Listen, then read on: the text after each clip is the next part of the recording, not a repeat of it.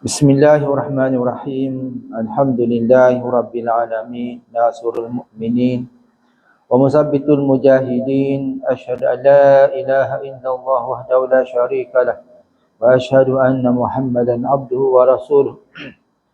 Allahumma shalli wa sallim wa barik ala Muhammad wa ala alihi wa sahbihi wa man tabi'ahu awalah. Allahumma syarah lana sudurana wa yassir bi umurana wahlul 'uqdatam min lisanina yafqahu aqwalana. Allahumma zidna ilma wa zidna fahma. Walhamdulillah rabbil alamin. Amma ba'd. Fa ya ibadallah, usikum wa iyaya bi taqwallah faqad fazal muttaqun. Wa tazawwadu fa inna khairaz zadi taqwa wa taqun ya ulil albab. Yang dikasihi, yang diingati ahli kuasa, para jemaah muslimin muslimat yang dirahmati Allah Taala, alhamdulillah. Syukur kita kepada Allah Subhanahu Wa Taala kerana pada malam ini selagi ditemukan oleh Allah Taala, mudah-mudahan pertemuan kita ataupun setiap pertemuan kita diradai oleh Allah Taala. Malam ni tak ramai orang, 2-3 orang je kita. Tak apa, tak ada masalah. Jadi untuk malam ni kita akan masuk surah yang baru, iaitu surah Ad-Duha. Jadi bermulalah kita masuk pasal surah lazim. Ya, surah lazim.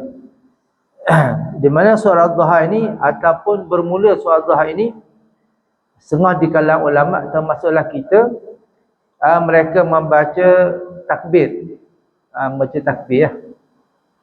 Contohnya bila setiap kali habis kan, Allahu akbar, gitu. Ada macam gitu, Macam kita baca untuk tahlil kan. Qul huwallahu ahad, Allahu samad, lam yalid wa lam yulad wa lam yakul lahu kufuwan ahad. La ilaha illallah wallahu akbar, begitu. La ilaha illallah. Jadi lafaz tu dilakukan bermula daripada surah Ad-Duha. Begitu masa kali Ad-Duha sampai ke akhir lah, sampai surah An-Nas lah. Ini mengikut aliran Ibnu Jazari, ada gitu ada. Tapi pada saya tak kisahlah aliran apa. Tapi di situ ada pembacaan. Mana ada kalangan ulama ni membaca apa ni? Lafaz syahadah tu ataupun takbir ya. La ilaha illallah wallahu akbar, gitu. Jadi kita boleh buat. Contohnya kalau orang yang buat majlis khatam Quran kan, dia akan baca begitu. Daripada surah Ad-Duha sampai ke surah An-Nas. Begitu dan kalau kita nak khatam Quran pun disunatkan juga. Kita nak khatam Quran kan, disunatkan juga untuk kita baca syahadah dan takbir tadi. Jadi surah Ad-Duha ini artinya permulaan siang. Permulaan siang. Hari itu surah apa? Bermula siang juga. Jadi duha ni mana permulaan siang ataupun telah masuknya waktu duha. Di mana dikatakan masuknya waktu duha ini selepas 15 hingga 20 minit syuruk, waktu syuruk. Syuruk ni apa? Syuruk ni keluar apa? Keluar matahari. Kalau nak kira duha tu bermula syuruk. Syuruk tu syuruk matahari lah. Mana bermula keluar matahari hinggalah berapa minit. Antara ulama kata 15 hingga 20 minit. Jadi kalau kita nak solat duha pun selepas tu lah. Ada juga orang yang solat syuruk. Terbit matahari, dia pun solat syuruk. Dia suruh solat 2 kali lah. Untuk solat syuruk satu, untuk solat duha satu. Maksudnya bila terbit matahari dia akan solat sekat 2 rakaat. Dan bila matahari tu naik segalah atau ada galah, dia akan solat duha. Ada juga orang yang namakan solat duha ni sebagai solat awabin. Solat awabin. Dan ada juga orang yang tarikhkan solat awabin ni adalah 6 rakaat ataupun 2 hingga 6 rakaat selepas solat maghrib. Solat awabin. Solat awabin maknanya solat bertaubat. Awabin ni maknanya orang yang bertaubat lah. Okey. Jadi waktu solat duha pula ni panjang. Solat duha ni macam saya pernah jelaskan sebelum ni. Solat duha ni maknanya bermula 15 minit syuruk matahari tu, keluar terbit matahari, hinggalah gelincir matahari.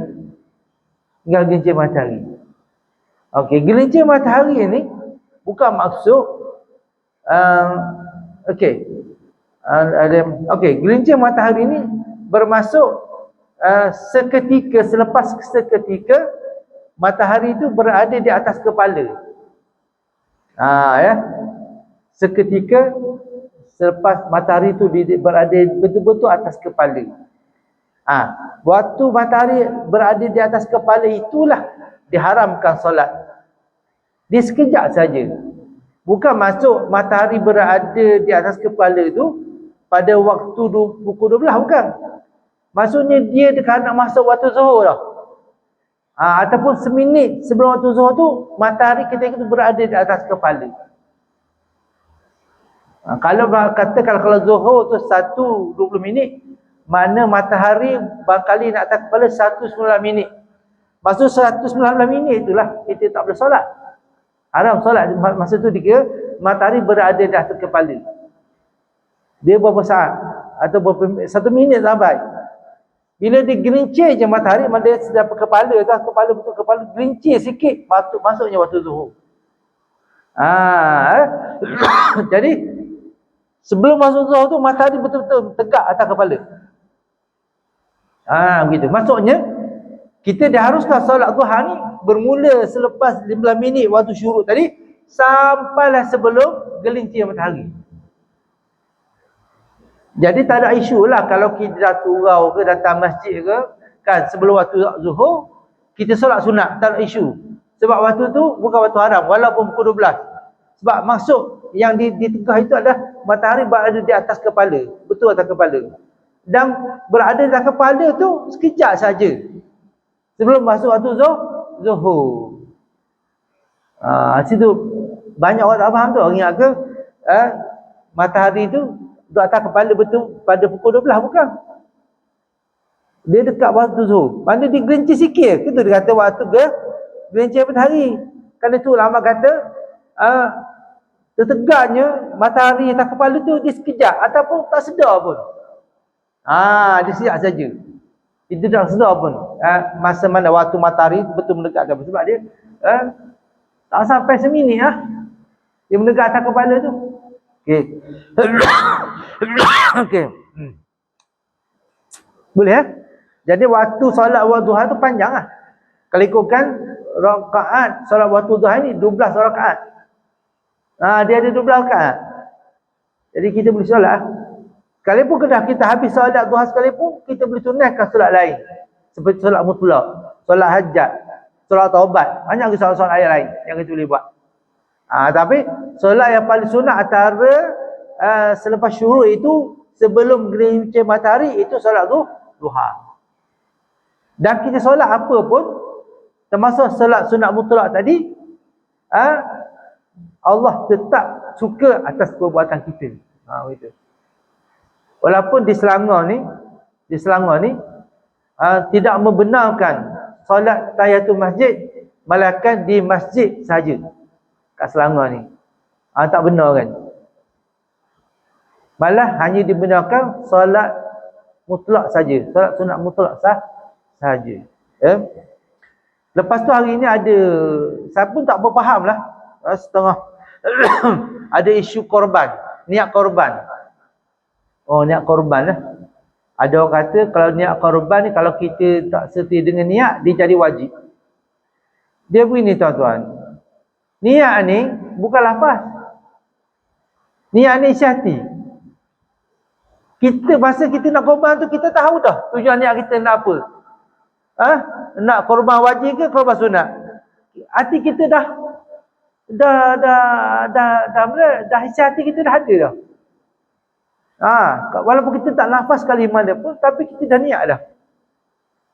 Yang kita kata aku berkorban ni, korban tadi atas nama sekian-sekian ni, itu lafaz. Niat ni hati kita. Cuma bila kita nak wakil tu, sebab lafaz ni hanya untuk memastikan niat tu betul. Tapi kalau kita tak kata pun tak apa dah, sebab isi hati kita ni ke mana. Kalau memang asal kita nak korban tu, memang kita nak korban wajib. Walaupun kita cakap ke orang pun, walaupun kita tak beritahu orang pun, hati kita ni dah kemakni dah nak niat korban wajib. Bila kita niat memang ada korban wajib, memang kita daripada awal nak buat korban wajib, maka tak bolehlah kita makan daging tu. Daging korban tu tak boleh lah. Tapi kalau daripada awal memang kita tak ada niat wajib lah. Kalau tanya 10 kali pun, kita akan jawab korban sunat. Itu berarti niat kita. Jadi walaupun kita tak sebut sunat ataupun wajib pun, atas niat kita. Sebutan tu lain, lafaz lain. Niat tu sebenarnya nak kira. Cuma ada sikit isu sekarang, dia orang duk viral sekarang. Kalau kita tak lafaz niat sunat, dia jadi wajib. Maka haram makan daging korban tu. Pada saya, mungkin itu satu pendapat lah. Itu mungkin satu pendapat. Kalau pendapat saya, tidak sampai ke situ lah. Pada saya, niat ni, kalau ikut tarikh niat ni memang itu. Contoh kalau kita bunuh orang tau. Bunuh orang tu, dia ada sengaja atau tanpa sengaja. Hukuman dia lain. Tak ada ke dia bunuh orang tu, dia niat, dia berlafaz, saja aku bunuh si fulan ni, kerana tak sengaja. Tak ada. Kan? Dia tertikam. Dia tak lafaz pun, dia tertikam je. Tertikam tu nak menentukan sama ada dia tu sengaja tidak, bukan sebab lafaz dia, sebab perbuatan dia. Memang niat dia tak niat pun nak tertikam. Macam tu. Itu maksudnya lafaz niat. Bukan dia bantu pelafaz. Lafaz ni nak membantu. Nak membantu macam kita sembahyang kan. Sahaja kita lafaz dulu kan. Itu nak membantu supaya niat kita tu dipastikan terlintas ketika takbiratul ihram. Itu nak bantu. Malah dalam solat dilonggarkan. Kalau orang tu memang dah niat ada rumah nak sembahyang zuhur, nak ikut imam, siapa-siapa ni bila takbir tu tak mari, sah sembahyang dia. Itu sehingga ulama mengharumkan sampai ke situ. Tak kalah korban ni, ulama nak beratkan sampai tahap niat tu kalau tak sebut wajib, tak sebut sunat jadi wajib. Sebab apa tak sebut sunat jadi wajib pula? Masalahnya orang tu niat sunat dah. Niat nak korban sunat, bukan korban wajib. Memang kalau dia niat nak korban wajib lah. Niat ni bukan lafaz, dia isi hati sahaja. Okey. Itu kena faham. Kalau dia kata begitu, pendapat lain lah tu, saya dah tahu, ikut dia lah. Dia nak kata bila tak lafaz sunat jadi wajib, ikut dia lah. Saya tak pakai niat macam tu. Okey. Jadi surah yang ke-93 mengandungi 11 ayat. Kalau dengar 11 ayat tu pendek aja lah. 11 ayat lah nak banding dengan surah Baqarah. 200 lebih. Jadi patutnya kita berhafal 11 ayat aja. Tapi hafal tak hafal ni ialah atas kemauan kita lah, ya. Tapi rasanya kalau sebab dia pun disebut surah lazim. Surah lazim ni sepatutnya surah yang biasa kita baca. Kalau kat kampung lah. Kat kampung memang orang selalu baca surah-surah lazim ni lah. Terutama dalam solat. Cuma kita ni dekat Puchong contohnya, kat masjid kita ni dia tak istilah sebagai masjid kampung lah.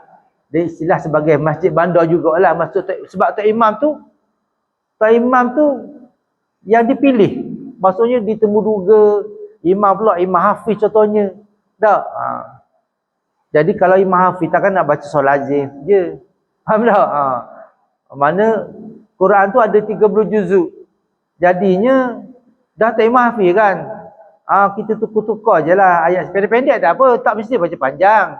Tapi ayat tu kita ambil surah ni. Ambil surah Baqarah sekali-sekala. Ayat Al-Imran sekali-sekala. An-Nisa sekali-sekala. Ambil pendek je. Tak perlu baca satu muka tak. 2-3 ayat juga lah. Rakaat pertama 3 ayat. Rakaat kedua 2 ayat. Dah lah. Tapi jangan pula kita imam kat bandar ni. Dah. Imam pula Imam Hafiz. Tapi kita dah baca surah pendek-pendek macam tu. Tak? Pada saya, ialah bukan salah ya. Tapi tak sesuai lah. Tak berapa sesuai. Kalau kita masjid, kita hanya yalah, qul a'udzu bi qul huwallah dengan qul a'udzu binnas. Solat Jumaat pula tu memanglah nak so pendek. Malah kita pendeknya, ukuran pendek atau pendek dia kena ambil pendek tu dekat khutbah kena pendek. Ya, khutbah tu jangan terlalu panjang. Kemudian bacaan tu pendek tu maksud taklah pendek sampai perlu kita duk ulang surah lazim, tak. Jadi kita tukar-tukar lah. So lazim ni kita bagilah imam-imam biasa tu. Kan? Kalau kita iman hafiz ni, bacalah surah-surah yang orang tak biasa baca. Jadi kita lah tolong baca.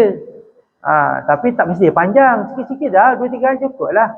Ataupun kalau ayat tu panjang sikit, 2-3 baris, ayat cukup dah. Kita nak kelainan sedikit. Okey. Kemudiannya dia jenis daripada makiyah. Dan kebiasaan dari surah pendek ni, juz amma ni, setakat ni semua surah makiyah. So makiyah ni maksud surah yang ayat-ayat ada turun di ketika Nabi berada di Mekah. Selepas perjalanan tu, bermula Nabi keluar Mekah dan dalam perjalanan ke Madinah tu dia panggil ayat Madinah, ayat Madaniyah, atau ayat Madinah. Gitu lah. Permulaan hijrah sampai ke Madinah. Diturunkan selepas turunnya surah Al-Fajr. Surah Fajr ni panjang lah. Sebenarnya kita dah huraikan surah Fajr. Surah agak panjang. Dan kita perhati pun jaranglah imam kita hafal surah Fajr ni. Surah pendek. Surah At-Tariq pun jarang kita dengar. Biasa kita dengar surah Azim ni lah. Kalau boleh imam kita ni, terutama imam yang hafal Quran, yang hafiz ni, gunakan surah yang berlainan sikit. Okey. Surah ini memperkatakan tentang peribadi Nabi Muhammad sallallahu alaihi wasallam yang berkelebar lah. Nabi seorang yang kehadapan, seorang yang hebat lah. Surah ini menyentuh soal tentang Nabi itu seorang yang hebat dan sangat disayangi oleh Allah Ta'ala. Antara dalil kita boleh tengok bagaimana Allah Ta'ala sayang Nabi. Ketika Nabi bertemu Allah dalam peristiwa Isra Mi'raj, ketika Nabi mula-mula naik ke Sidratul Muntaha, di mana Allah Ta'ala memberi salam kata Nabi sallallahu alaihi wasallam. Allah beri salam kata Nabi. Kita ni sama-sama kita tu pun tak beri salam. Allah Ta'ala beri salam kepada Nabi. Kata Nabi sallallahu alaihi wasallam, di akhir zaman ni orang tak beri salam lagi. Kalau zaman sahabat tu berebut nak beri salam ni, antara orang muda dengan orang tua berebut nak beri salam. Sekarang ni tak ada. Kadang-kadang kita je beri salam, orang tak beri salam. Budaya tu tak jadi gitu. Budaya tu memang Nabi cakap dia ke zaman ni budaya menyampaikan salam tidak. Kalau zaman sahabat dulu tak, naknya menyampaikan, nak mendahului menyampaikan memberi salam ni, sampai sahabat tu berselindung di bawah pokok. Kalau dia nampak. Okey, duduk selindung bawah pokok, lepas tu bila orang lalu dia pun Assalamualaikum. Begitu. Tak nak, bila bertemu tu tak nak masing-masing berebut nak beri salam. Jadi sahabat tu bersembunyi di sebelah pokok. Bila sahabat tu lalu Assalamualaikum. Dia nak dulu, salam tu dulu. Tapi hari ini tidak. Sebab apa tidak? Nabi dah sebut. Di akhir zaman ni tidak ada lagi orang yang menyampaikan salam. Begitu. Dengan menggunakannya berbagai kenikmatan yang besar, terutama nikmat Islam, nikmat seorang Nabi. Ya Allah, Nabi ni. Karena itu saya kata, walaupun kita ni bukan kekasih Allah Ta'ala, tak, paling kurang kita tak buat dosa besar. Kita tak buat dosa besar. Untuk kita disayangi Allah Ta'ala tu. Allah tahu kita ni mungkin buat dosa lain. Tapi dosa besar tu Allah dah ingatkan kita supaya kita jangan buat dosa besar. Walaupun kita tak jadi kasih Allah, kita dah dapat hidupkan daripada dosa-dosa besar tu pun dah cukup baik. Okay. Jadi nikmat yang Nabi terima tu banyaklah. Nikmat Al-Quran, terutama dari seorang Nabi. Dah banyak lagi lah. Okey, nikmat mukjizat perlindungan daripada Allah Ta'ala, peliharaan daripada Allah Ta'ala. Nabi tu seorang maksum. Tak, dah banyak lagi. Tak seperti manusia biasa. Walaupun Nabi tu bersifat manusia. Dan memang manusia. Allah nak buktikan Nabi tu manusia, Nabi tu ada nafsu makan, minum, sedih. Macam manusia biasa. Nak tunjukkan Allah Nabi itu seorang manusia, bukan malaikat. Sebab sebelum tu orang Quraisy menuntut daripada Allah Ta'ala supaya datangkan seorang Nabi di kalangan malaikat. Tak? Jadi kata Allah, kalau aku datangkan seorang Nabi daripada kalangan malaikat, nescaya kamu takkan percaya. Sebab kalaulah Nabi tu di kalangan malaikat, dan tentu malaikat tu akan berupa manusia juga. Bila malaikat tu berupa manusia, sampai bila orang nak tentukan malaikat tu manusia atau malaikat?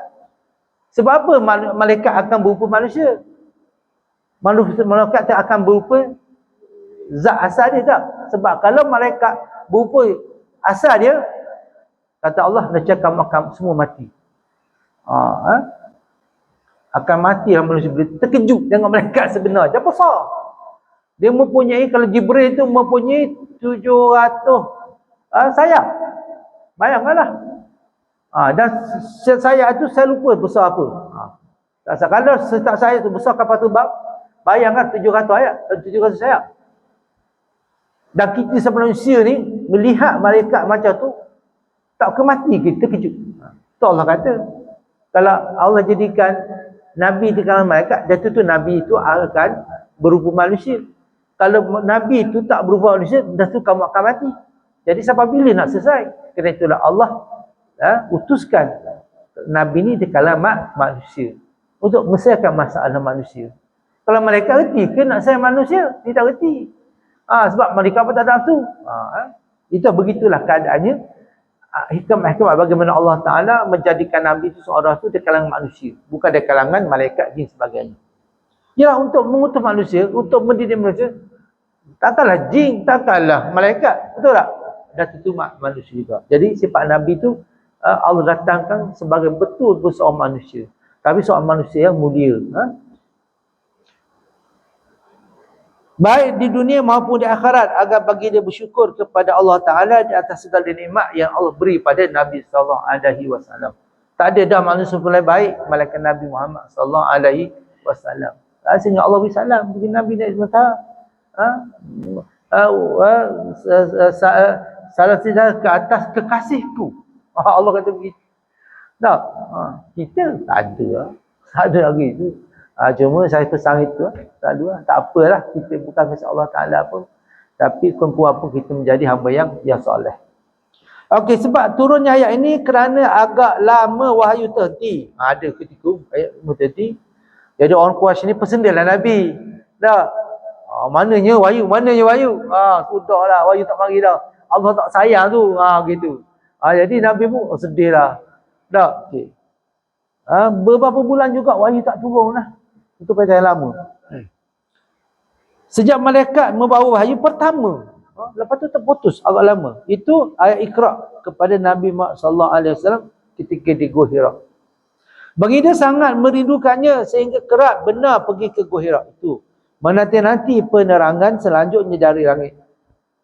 Sehingga Nabi mengangkat tangan berdoa ke langit supaya Allah turunkan wahyu. Tapi yang ditunggu tak kunjung tiba dan malaikat Jibril tak juga muncul. Maka terasalah kesepian hidupnya, seolah baginda terasing dari masyarakat kaumnya. Sebab Nabi masa tu sebelum tu wahyu, Nabi bersendirian dah. Sebab antara sebab Nabi bersendirian tu, sebab Nabi agak berduka cita dengan kelakuan dan akhlak umat dia, masyarakat dia ketika itu, sehingga Nabi bersendirian kena rasa duka cita tadi.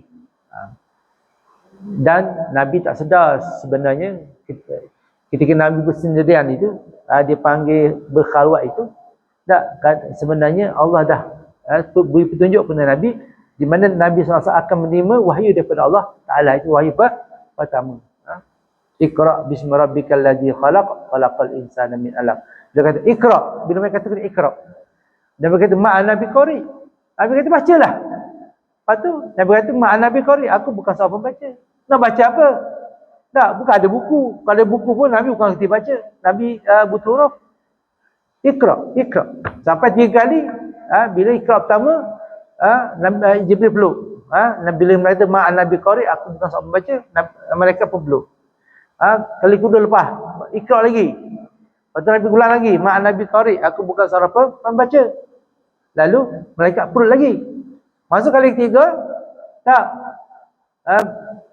Bila lah masuk kali ketiga, Jibril memeluk Nabi, baru Nabi boleh baca Iqra bismi rabbikal ladzi khalaq khalaqal insana min 'alaq. Itulah ayat pertama yang dibaca oleh Nabi SAW dalam hidup dia. Terutama apabila orang-orang musyrikin mengejeknya. Orang musyrikin ejek Nabi. Mana wahyunya? Yang sama ni, yang semula ni duk mendakwa bahawa dia itu Nabi. Sesungguhnya Tuhan telah meninggalkan dan membenci Muhammad. Itu.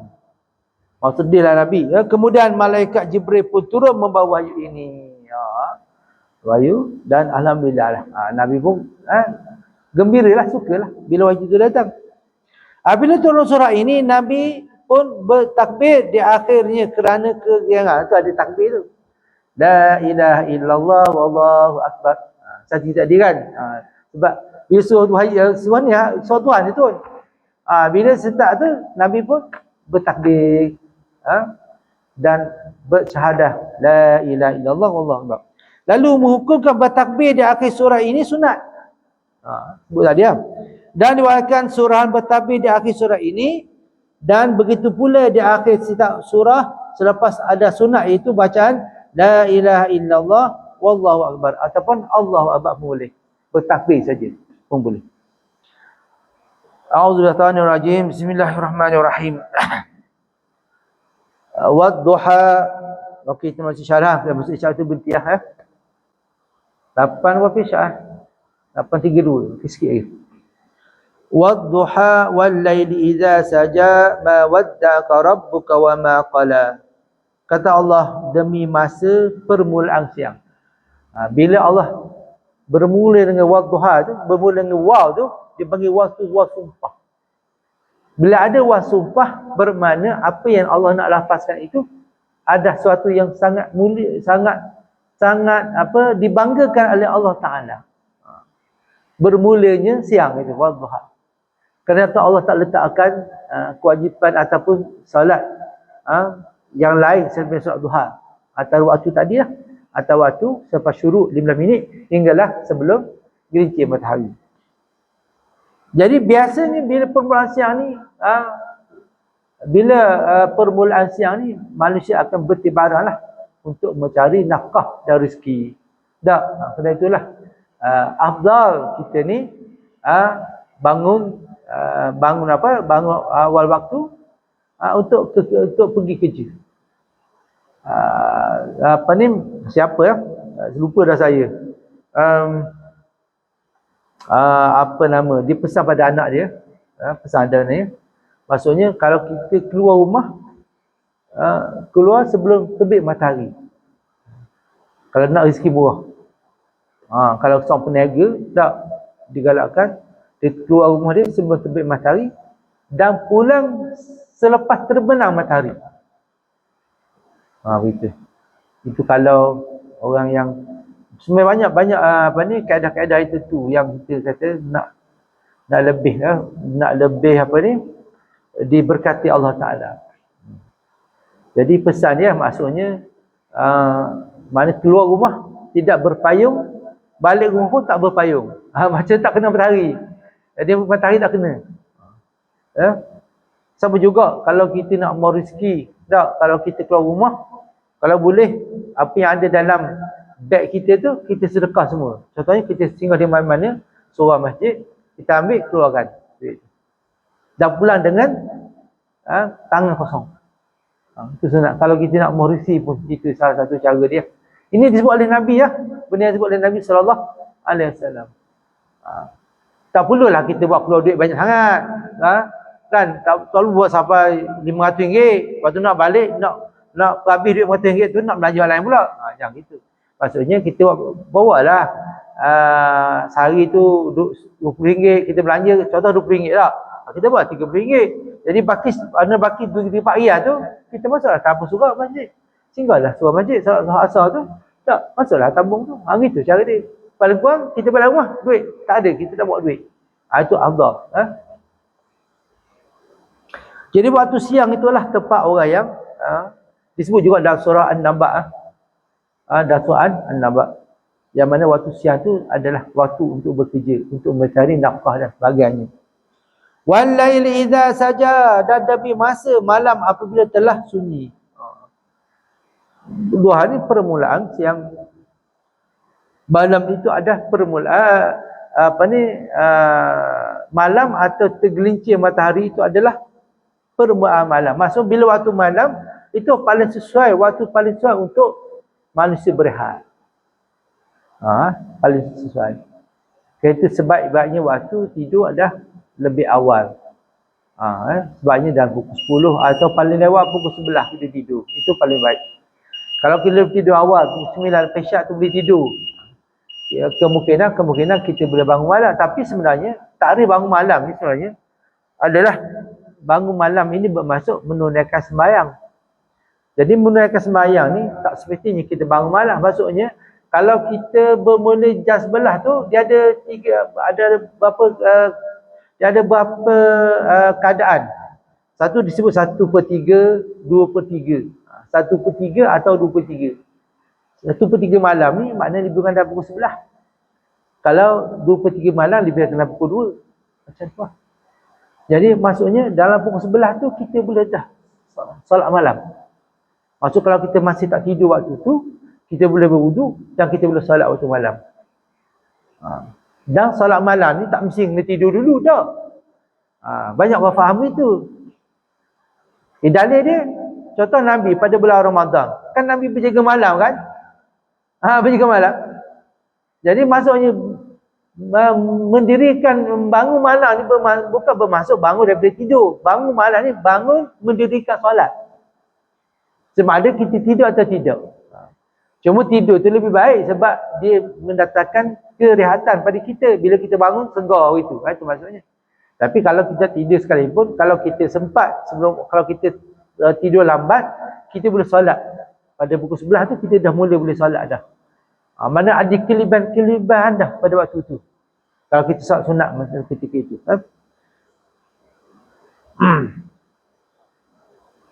Dan bila malam tu sunyi lah. Tak, walaupun di bandar sekalipun, tidak hiruk-piruk seperti waktu siang lah. Dan kita agak tenang.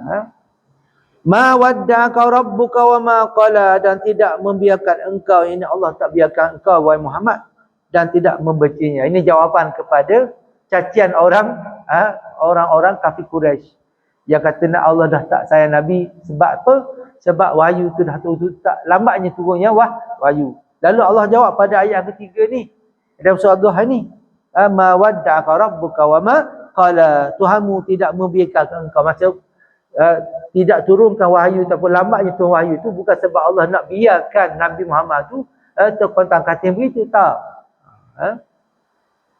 Tapi Allah ada sebab yang tentu, sebab Allah tak naklah Allah tak naklah sebab dia permulaan turun wahyu. Kan? Jadi Allah tak naklah wahyu lepas turun kali pertama, lepas tu turun lagi. Begitu. Tak, Tuhan bagi sedikit ketenangan. Begitu. Sampai turun wahyu pertama. Bila beberapa bulan sampai tu, turunnya wahyu kedua. Itu dapat surah Al-Duha inilah. Sehingga Nabi Muhammad SAW tadi bertakbir nak gembira. Sebab turunnya wahyu. Wahyu dia tak dari Nabi Muhammad SAW. Dan Allah jawab kepada orang Quraisy bahawa sebenarnya Allah tidak membiarkan Nabi Muhammad SAW dan Nabi pun tidak dibenci oleh Allah Ta'ala. Wallahu a'lam bishawab. Assalamualaikum warahmatullahi wabarakatuh.